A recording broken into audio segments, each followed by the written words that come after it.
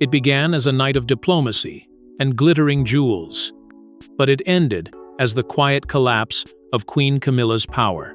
Beneath the chandeliers of Windsor Castle, as France's president and first lady smiled for photographs, something else was unfolding, a silent act of rebellion that rippled through royal corridors. When Duchess Sophie stepped into the room wearing a tiara no one had ever seen before, the room froze. It wasn't just a jewel, it was a declaration. Before we go deeper into what this really means for the royal family, make sure to subscribe so you don't miss a single update. The air that evening was meant to carry the fragrance of diplomacy and prestige. King Charles had planned every detail, the seating, the music, the menu, as if to prove to the world that his monarchy stood untarnished by whispers of internal division. Yet behind the calm smiles and polished silverware, there were fractures that only those within the palace walls could feel. For Camilla, it was another DG, opportunity to remind everyone who truly commanded the royal court. She sat poised, her jewels heavy with intent, her gaze scanning the room as if searching for silent acknowledgement. But when Sophie entered, the energy shifted. Conversations dimmed, and eyes followed the Duchess of Edinburgh as though the room itself had drawn a collective breath. Sophie was elegance wrapped in restraint, her every step echoing centuries of royal discipline. But what drew the eye wasn't her gown, nor her composure. It was the tiara. The aquamarine stones, framed by diamond arcs, seemed to shimmer with defiance. No one recognized it from the official vaults. It wasn't one of the pieces Camilla had sanctioned, nor one tied to her reign. It was personal, unexpected, and quietly revolutionary.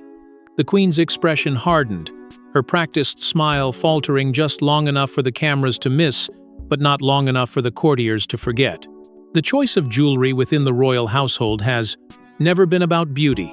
It is about message, hierarchy, and unspoken allegiance. And on that night, Sophie's message was unmistakable. The tiara's origin whispered independence privately commissioned, outside the authority of the queen consort.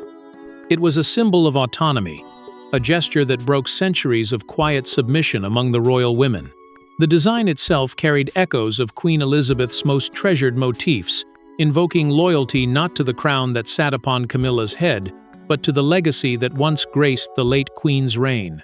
Sophie's subtle bow before King Charles was respectful, even dutiful, but what followed left courtiers exchanging glances.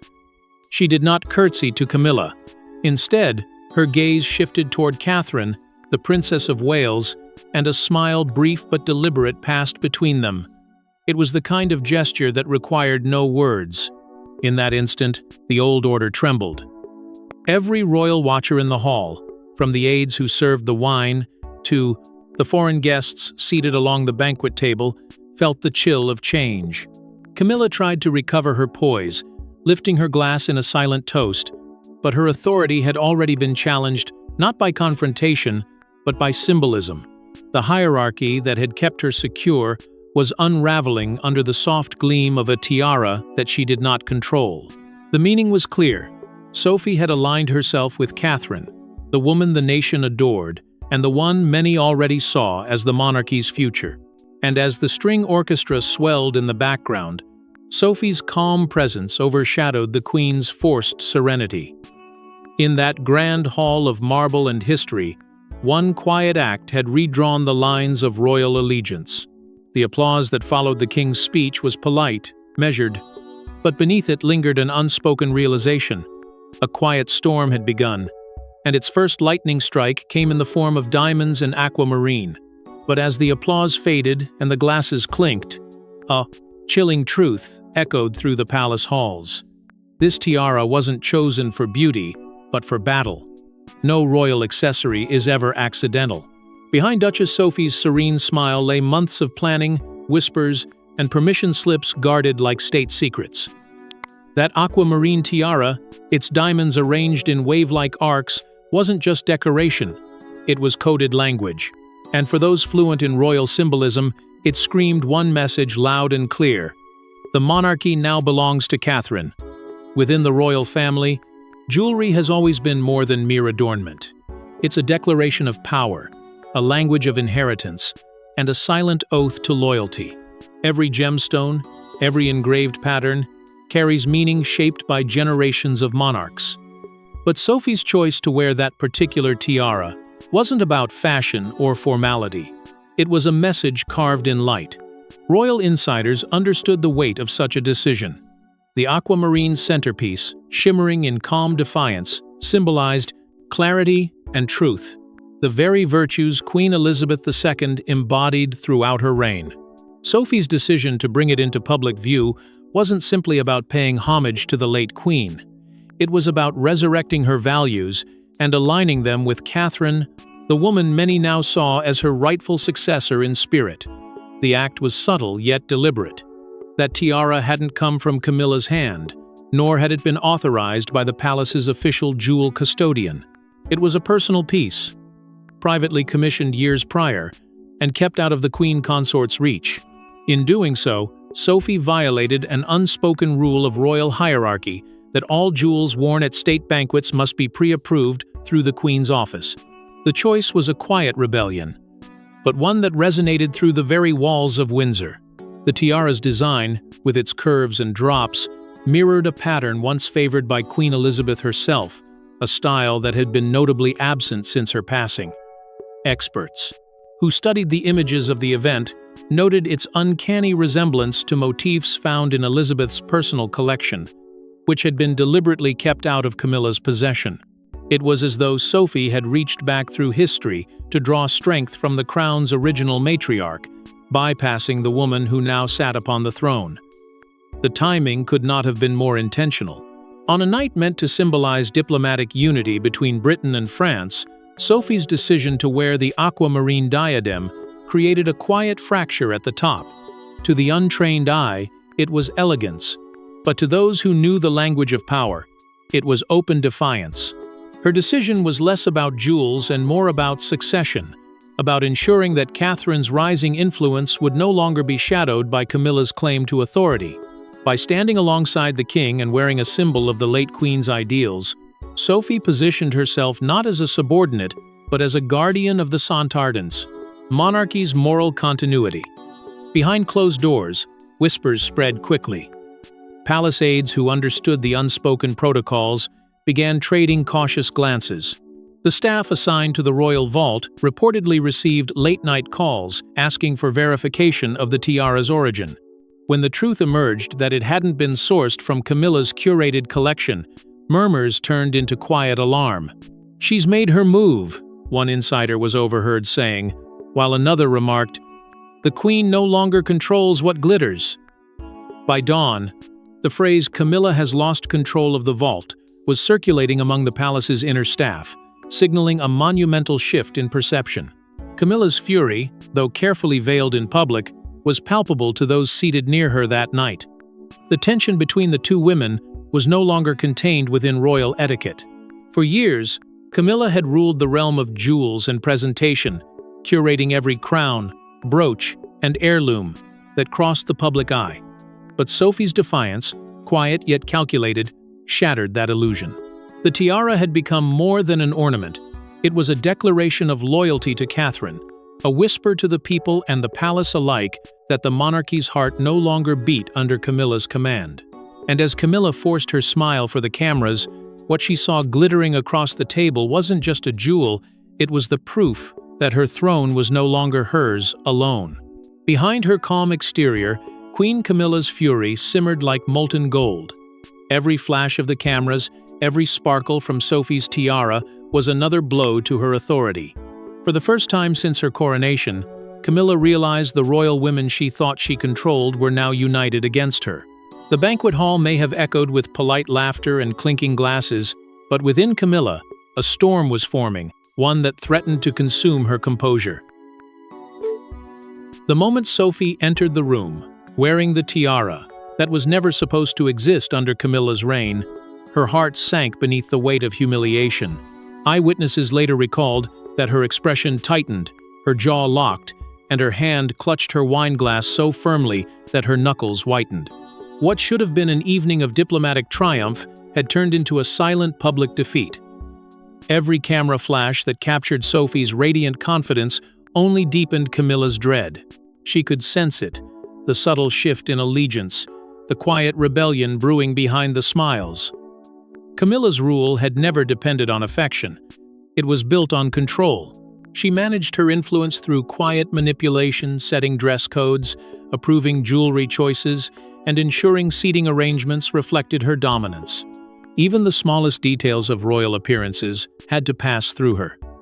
For years, her system had worked flawlessly. No royal woman dared to cross the boundaries she had drawn. But tonight, those boundaries were erased. Sophie, the very woman she considered unthreatening, had defied her not with words, but with symbolism. And that symbolism was lethal. The Queen's aides noticed the tension immediately. One leaned in discreetly, whispering about maintaining proper decorum, trying to calm her. But it was useless. The damage had already been done, and Camilla knew it. There was no reversing what the world had just witnessed: a duchess wearing a tiara that bypassed the Queen's authority. For someone like Camilla, whose entire reign depended on perception and respect, it was an unforgivable act of insubordination. What unsettled her most wasn't Sophie's defiance, but Catherine's invisible hand behind it. For years, Camilla had underestimated the Princess of Wales. To her, Catherine was the polite face of modern monarchy, graceful, disciplined, harmless. But now, she saw her differently. There was calculation behind Catherine's kindness, strategy beneath her silence. That night, Sophie didn't act alone. Her decision, her timing, even the symbolism of her jewelry bore Catherine's influence. It was a subtle but perfect orchestration, the kind of move only someone deeply attuned to royal optics could design. And Camilla saw it all unravel before her. The moment that sealed it came during dessert. Amid laughter and polite conversation, a folded note passed discreetly from Catherine to Sophie. Few noticed, but Camilla did. Her eyes followed that tiny exchange as if the parchment carried her undoing.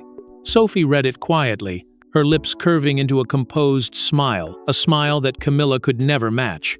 The message was never revealed publicly, but palace whispers later claimed it was a simple line of reassurance. You did exactly what the Queen would have wanted. Whether that was true or not, didn't matter. The effect was devastating. Camilla's eyes hardened, her authority dissolving beneath the weight of their unspoken alliance. For a woman who had spent decades fighting for her place beside the king, this was an unbearable humiliation. She had climbed her way into the heart of the monarchy, surviving scandal, rejection, and relentless public scorn. And yet here she was, watching her influence crumble in silence, not because of the people or the press, but because of the women inside her own family. The self-proclaimed matriarch had become an outsider at her own table. Still, Camilla told herself, it was only a momentary loss of footing. She could recover. She had to. But what she didn't know, what she couldn't possibly anticipate, was that Sophie's loyalty to Catherine was far stronger than anyone in the palace dared to imagine. But if the Queen thought she could restore order through anger, she underestimated one thing: Sophie's loyalty to Catherine ran deeper than anyone imagined.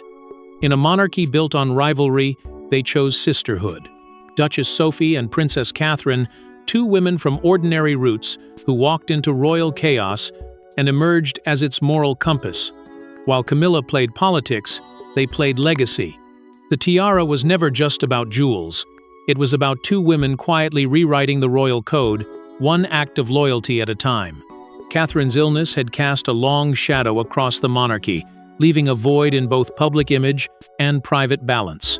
For months, she withdrew from the spotlight, her absence creating space for whispers, for power to shift hands, for alliances to be tested. Camilla seized the opportunity with practiced precision, expanding her visibility, hosting engagements that once belonged to the Princess of Wales, and subtly reinforcing her presence as the monarchy's anchor. But what she failed to notice was that the crown's emotional center, its moral gravity, had already begun to move elsewhere. And standing at that quiet center was Duchess Sophie, whose loyalty was neither loud nor performative, but unwavering. Sophie had long learned the art of invisibility, the kind of dignity that earns trust rather than demands it. While others competed for attention, she mastered patience. When Catherine stepped away to heal, Sophie filled her space, not through ambition, but through empathy. She attended events Catherine had once led, smiled for cameras that sought scandal, and carried out duties that kept the royal machine running, all without ever claiming a fraction of Catherine's spotlight. To the outside world, it was simply royal duty. To those within the palace, it was a declaration. Catherine's place was protected. What many never realized was that this quiet partnership had been nurtured long before that night of the tiara. Queen Elizabeth II herself had seen something rare in both women: grace without vanity, strength without calculation. She had once called them the heart and future of the monarchy, knowing they possessed the kind of moral steadiness that the modern crown desperately needed. After the Queen's passing, that prophecy began to unfold in an iconic, real time. Sophie's tiara debut, which some dismissed as coincidence, was nothing short of strategic. The timing was exquisite. Just as Catherine began returning to public life, Sophie appeared beside her, shimmering not with defiance, but devotion. It wasn't rebellion. It was renewal. Their friendship, forged through years of shared duty, grief, and scrutiny, had grown into something deeper than companionship. It was a silent understanding of what it meant to serve without losing oneself. Both had faced criticism: Catherine for her composure, Sophie for her restraint. Yet together, they redefined royal womanhood, not as submission, but as stability. Every public gesture between them was calculated yet genuine. A shared smile, a reassuring glance, a synchronized appearance at key moments when the monarchy needed unity most. It wasn't theatrics, it was orchestration. The tiara moment, then, was the visible crest of an invisible wave, one built on years of loyalty, not months of maneuvering. Sophie's choice to wear it that night wasn't an act of defiance against Camilla, but a statement of allegiance to Catherine, the future queen. The message was unmistakable.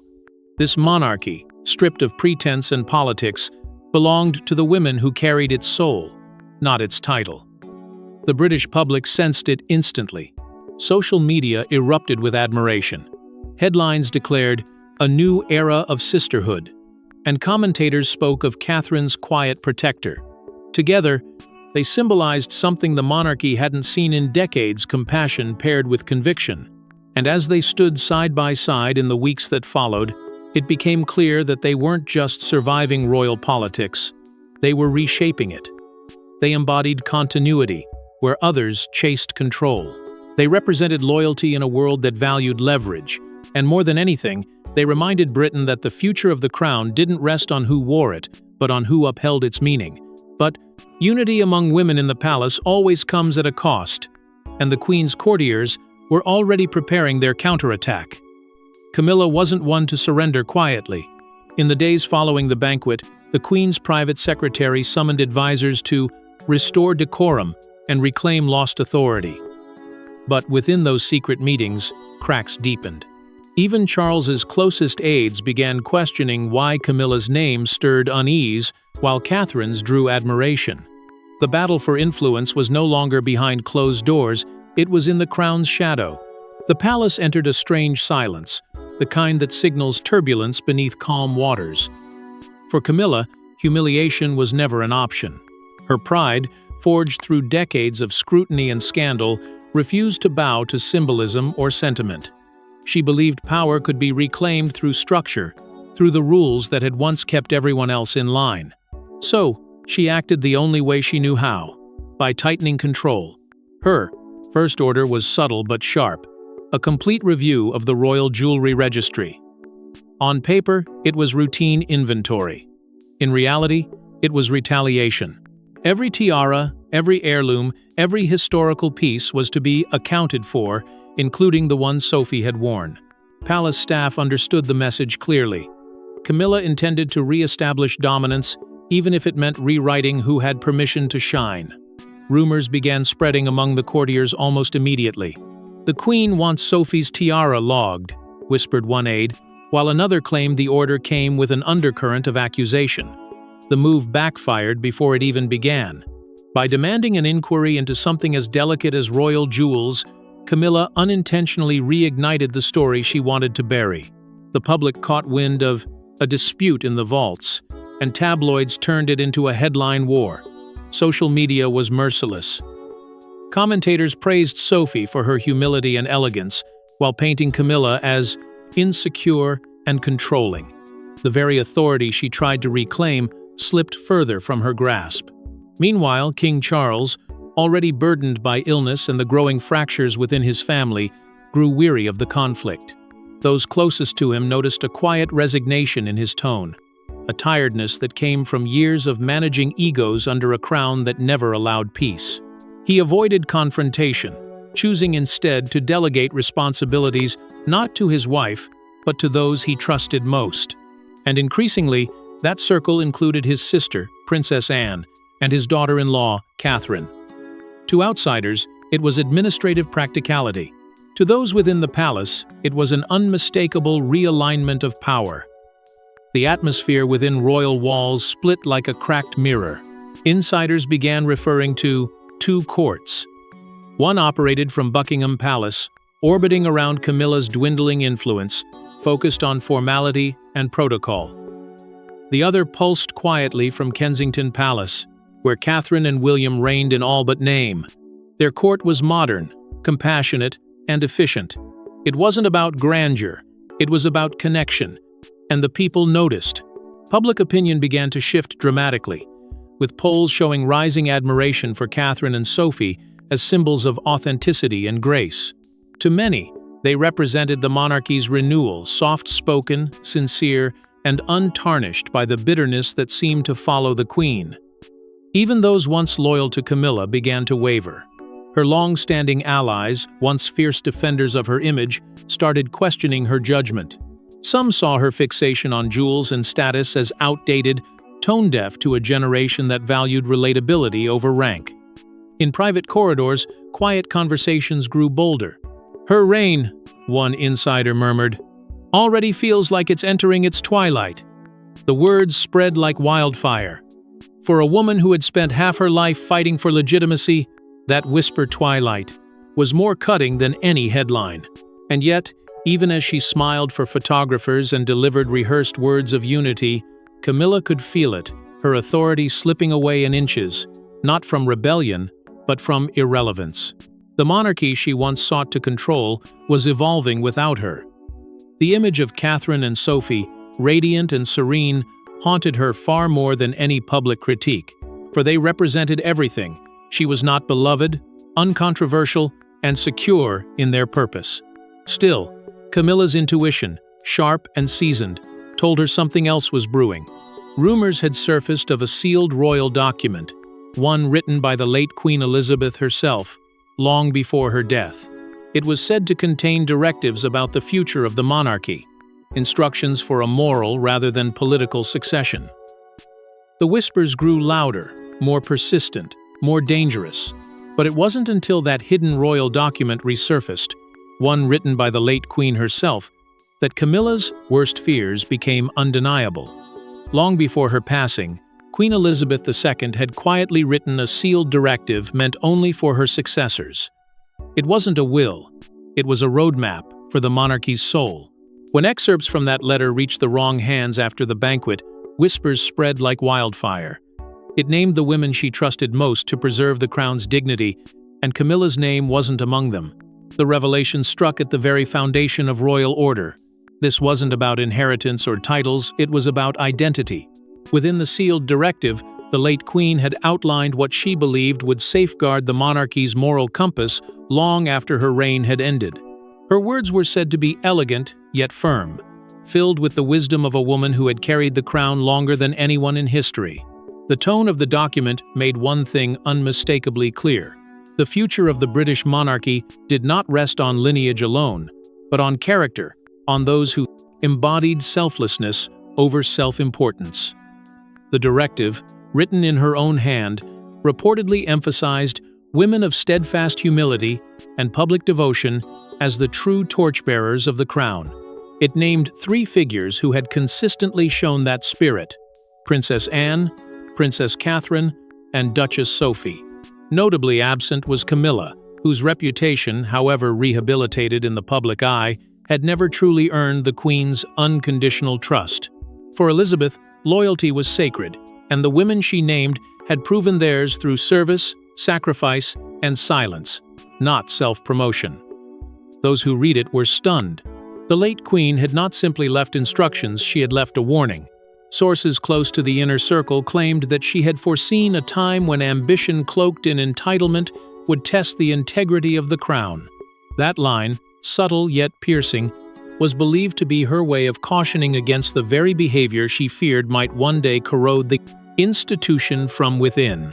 To those who knew the family dynamics, the meaning was obvious. What made the revelation even more devastating for Camilla was the inclusion of a note about the royal vaults. The Queen had advised limiting access to certain heirlooms, particularly tiaras that carried emotional significance. She wrote that these should be entrusted only to those whose hearts carry the burden of duty without expectation of praise. The implication was impossible to ignore. Sophie's tiara, the one that had caused such a stir, now appeared to be more than a fashion statement. It was a fulfillment of the late Queen's silent decree. The symbolism was no longer hidden. It was destiny, written in the late monarch's own pen.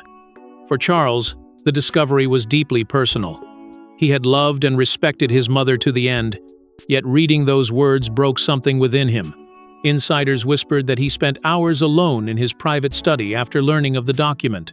Some said he wept openly, not out of anger, but from the painful realization that his mother had already foreseen what he was only now beginning to understand, that the monarchy's true continuity would not come through power or status, but through purity of purpose. Camilla's reaction, however, was markedly different. She saw the letter as a betrayal, an attempt by the late Queen to undermine her place even from the grave. The idea that Sophie and Catherine were named as moral heirs enraged her. Her carefully constructed authority, already weakened after the tiara incident, now felt irreparably fractured.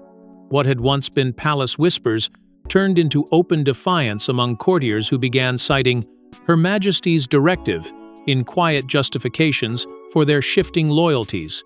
The Queen's final message, intended as guidance, had become a spark, reigniting the very conflict she had tried to prevent. The truth was no longer containable, and neither was Camilla's anger. The monarchy stood on the edge of another power struggle, one born not from scandal or politics, but from legacy itself. And just as the letter began making rounds among royal confidants, Camilla's patience snapped, setting the stage for her most dangerous move yet. Cornered and humiliated, Camilla decided to fight back, not through public grace, but through quiet manipulation. Behind the palace gates, she began reshuffling alliances, calling in favors, and pressing Charles to restructure royal duties. But every effort to reclaim control only deepened her isolation. What she didn't realize was that Sophie and Catherine had already united the younger royals, sealing her fate before she even knew the game had changed. Camilla's anger burned in silence. For years, she had mastered the art of political subtlety, bending perceptions without ever breaking decorum. But after the release of the late Queen's directive, her authority had fractured beyond repair. To her, restoring order was not merely about pride, it was survival. She needed to reassert her presence in a family that was slowly shifting its loyalties away from her. Her solution was to stage a grand gesture, one that would remind the world and her own household who still wore the crown. Thus was born the idea of an exclusive royal charity gala, a lavish evening meant to display unity under her leadership. Invitations were sent to dignitaries, politicians, and foreign ambassadors, but one name was conspicuously missing: Duchess Sophie. To Camilla, the omission was deliberate strategy. By excluding Sophie, she intended to send a message: defiance had its limits, and forgiveness was not guaranteed. But the move was reckless. Within days, whispers reached Catherine, who saw through the ploy immediately. Instead of confronting it publicly, she responded in her signature quiet fashion by declining her own invitation. Her official statement cited prior commitments, But everyone close to the palace understood what it really meant. It was solidarity. Catherine's refusal to attend turned what should have been Camilla's triumphant display of control into a very public humiliation. The backlash was swift.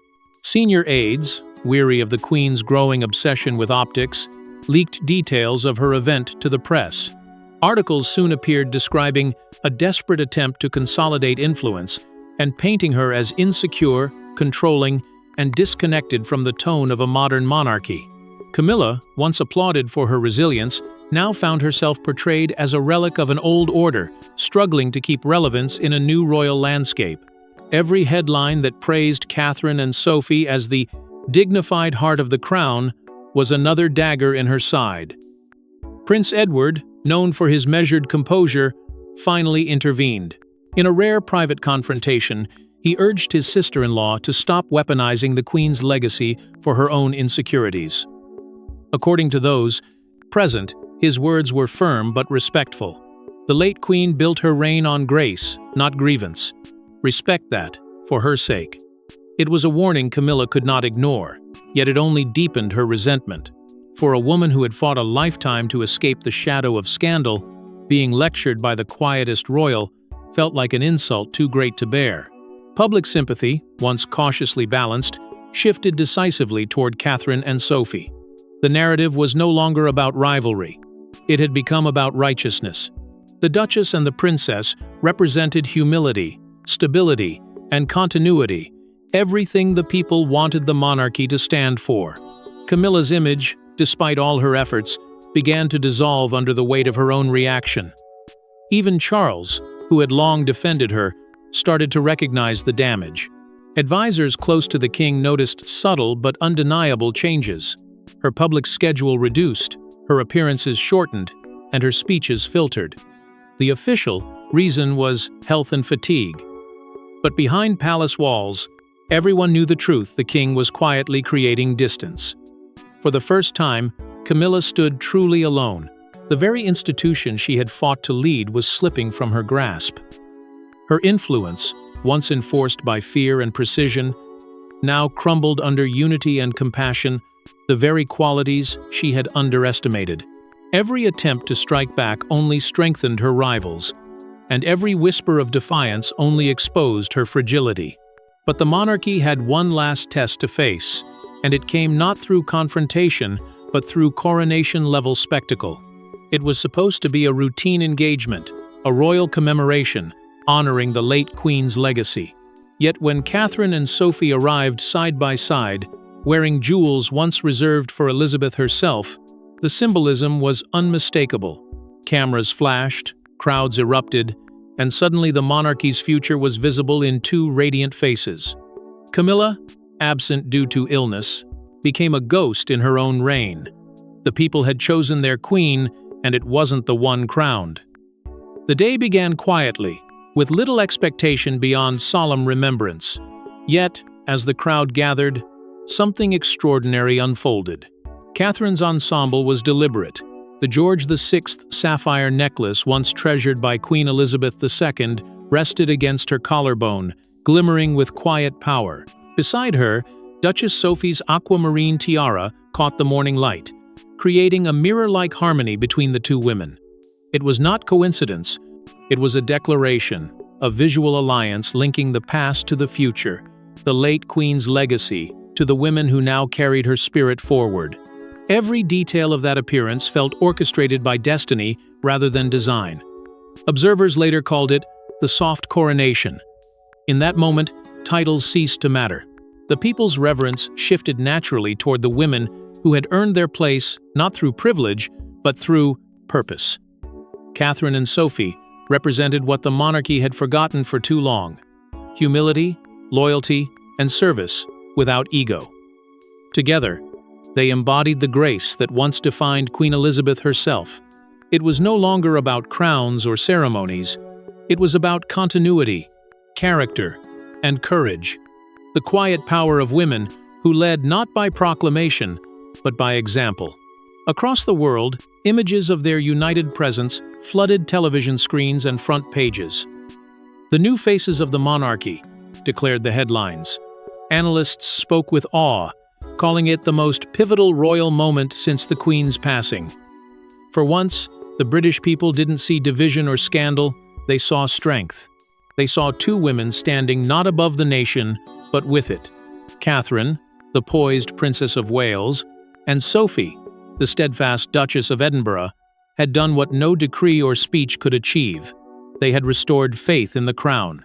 Meanwhile, Camilla's absence loomed like an unanswered question. Officially, the palace attributed it to illness. Unofficially, few believed it.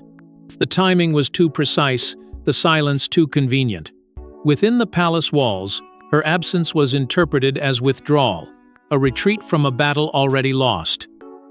Insiders whispered that she had chosen not to appear after realizing the optics would only deepen her decline. The monarchy, once carefully balanced between her and Catherine's influence, now tilted unmistakably toward the latter. What began as an act of symbolism had evolved into a public coronation of moral authority. Even those who once served Camilla began to see the shift. Staff members who had once guarded her privacy now whispered quietly among themselves, "The real Queen stands beside William, not behind Charles." It wasn't said with malice, but with inevitability. The people had spoken not through rebellion, but through reverence. They had embraced Catherine as the heir not only to the throne's lineage, but to its spirit. And Sophie, ever loyal, had become her ally, her confidant, her silent proof that integrity still had a place in royal blood. That single appearance altered more than perception. It redefined succession itself. The monarchy's moral compass, long swayed by politics and scandal, had finally found its true north once again. Catherine and Sophie didn't seize power, they earned it, moment by moment, through resilience and grace. It was the first time in years that the crown seemed not heavy, but hopeful. But in the silent aftermath of that moment, one final chapter remained: Camilla's quiet acknowledgement of defeat.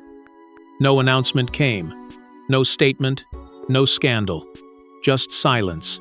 Queen Camilla, once the most powerful woman in Britain, began fading from the royal calendar one event at a time. Her crown still gleamed, but her authority had vanished undone not by scandal or rebellion, but by a single tiara worn with purpose. And in that silence, Catherine's reign backed by Sophie's grace had already begun. The change didn't arrive with a declaration. It came quietly, like dusk, settling over an empire that had forgotten the sound of its own heartbeat. Camilla, who once dictated the tone of every engagement, the structure of every appearance, began stepping back. First came the temporary absences, a missed engagement here, a postponed charity visit there. Then the cancellations grew longer, the palace statements more vague. "Her Majesty requires additional recovery time," they read. But within the corridors of Buckingham Palace, no one needed confirmation. The Queen had not fallen ill. She had been outmaneuvered. Palace officials, long trained to speak in half-truths, described her as withdrawn and reflective. It was the diplomatic way of saying what everyone already knew: Camilla had lost her will to fight. The exhaustion of years spent proving herself had turned to resignation. Even those who once admired her resilience could see the shift. She no longer sought to command the room or shape perception. Her confidence, once unshakable, had dissolved into quiet acceptance. The Queen, who had once ruled through influence, now found herself ruled by inevitability. Meanwhile, the new order moved forward, not with confrontation, but with grace. Catherine and Sophie began appearing together more frequently, their partnership now a symbol of the monarchy's rebirth. Sophie's presence beside the Princess of Wales was deliberate, a message crafted not through words but through unity. Each event they attended together told the same story. The future had arrived, and it wore the late Queen's values as its crown. The contrast was undeniable. Where Camilla's reign had been marked by tension and control, Catherine's era promised restoration, a blend of warmth, steadiness, and quiet strength. The people noticed. The press stopped asking about the Queen's absences. They began writing about the women who saved the spree, monarchy. King Charles, caught between duty and emotion, made his choice in silence. Diplomacy had always been his greatest strength, and he used it now not to confront, but to correct. Behind palace doors, he quietly reorganized the family's public image. Photographs released to mark key anniversaries featured William, Catherine, and their children with Sophie, often by their side. The message was subtle but unmissable. The crown's future rested with them. For Camilla, it was the final signal that her chapter had closed. Charles didn't have to remove her power. He simply allowed time and loyalty to do it for him. The tiara that started it all, Sophie's aquamarine diadem, was eventually placed on display at Windsor Castle. Its new name stunned the public, the Crown of Renewal. The plaque beneath it carried a brief inscription honoring the enduring spirit of service, grace, and unity among the women of the crown. It was more than a tribute. It was a verdict. The monarchy had not crumbled under rivalry. It had evolved through resilience. The symbol of rebellion had become the emblem of rebirth. And so, Camilla faded from the spotlight as quietly as she had entered it. There were no final interviews, no last attempts to reclaim the narrative. She had come to understand what power truly meant, and how swiftly it could be reclaimed by those who wielded it, not through entitlement, but through love. In her silence, Catherine's light grew stronger, her influence deeper. Sophie remained by her side, not as a subordinate, but as an equal, the trusted guardian of a renewed dynasty. Together, they carried forward what Queen Elizabeth had envisioned, a monarchy not bound by ego, but lifted by endurance.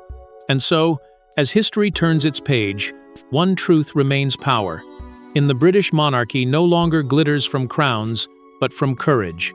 Thanks for watching. Don't forget to like and subscribe, and we will see you in the next one.